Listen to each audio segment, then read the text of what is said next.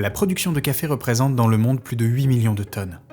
Les plantations de caféiers se trouvent majoritairement sur la bande équatoriale, Amérique latine et du Sud, Afrique et Asie du Sud. En 2023, le café est l'une des cultures les plus importantes sur le plan économique au niveau mondial. Les plus gros producteurs sont le Brésil, avec plus de 3 millions de tonnes produites, le Vietnam arrive en seconde position, puis la Colombie, l'Indonésie et enfin l'Éthiopie. Le grain de café provient du caféier, un arbuste de la famille des rubiacées. Un caféier peut atteindre plusieurs mètres de haut et a une durée de vie d'environ 25 ans. Les grains de café vert sont contenus à l'intérieur du fruit du caféier, appelé cerise. Une fois mûres, les cerises sont récoltées et traitées pour extraire les grains de café. Ces grains de café sont de couleur verte, d'où l'appellation café vert. Un caféier produit en moyenne 800 grammes de café par an. La première récolte se produit 3 ans après sa plantation et son cycle de production dure entre 9 mois et 1 an. Quand on parle de café, 2 mots viennent souvent à l'esprit, Arabica et Robusta. Mais quelle est la différence ?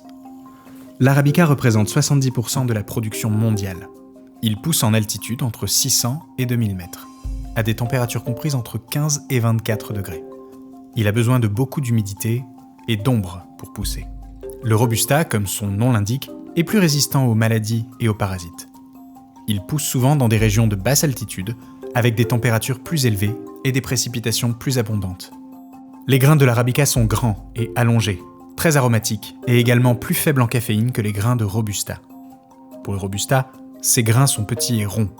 Il a tendance à avoir un goût plus fort et plus amer, avec moins de complexité aromatique. Il est souvent décrit comme ayant des notes terreuses ou boisées, avec une teneur en caféine plus élevée. Pour récolter les cerises du caféier, il existe plusieurs méthodes. La première est la méthode mécanique. Elle consiste à passer un tracteur avec de larges brosses entre les rangées de caféiers. Avec cette méthode, on récupère aussi bien les fruits mûrs que les fleurs ou les branches. Elle est très efficace mais allonge le temps de tri. La deuxième méthode s'appelle le stripping.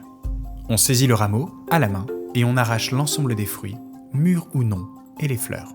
Comme pour la première méthode, le ramassage est plus rapide, mais entraîne une qualité hétérogène de la récolte. Il y a également la méthode du peigne, qui consiste, comme son nom l'indique, à passer un grand peigne aux dents souples entre les branches de caféier. Grâce à cette méthode, les cerises mûres tombent et les vertes résistent. On arrive à la dernière méthode, le picking. Cette méthode de récolte est la plus chronophage, mais la plus efficace en termes de sélection. Elle ne nécessite pas de tri, puisque seules les cerises mûres sont cueillies à la main. Afin de récupérer les grains de café verts, il faut encore passer par une étape, c'est le traitement des cerises. Il existe 2 méthodes pour cela. La première est la méthode humide. Après la récolte, les cerises sont fermentées dans de l'eau pendant plusieurs jours, puis dépulpées pour en extraire les grains. Ensuite, les grains sont lavés pour éliminer les derniers résidus, puis séchés. La deuxième méthode la plus utilisée est la méthode sèche.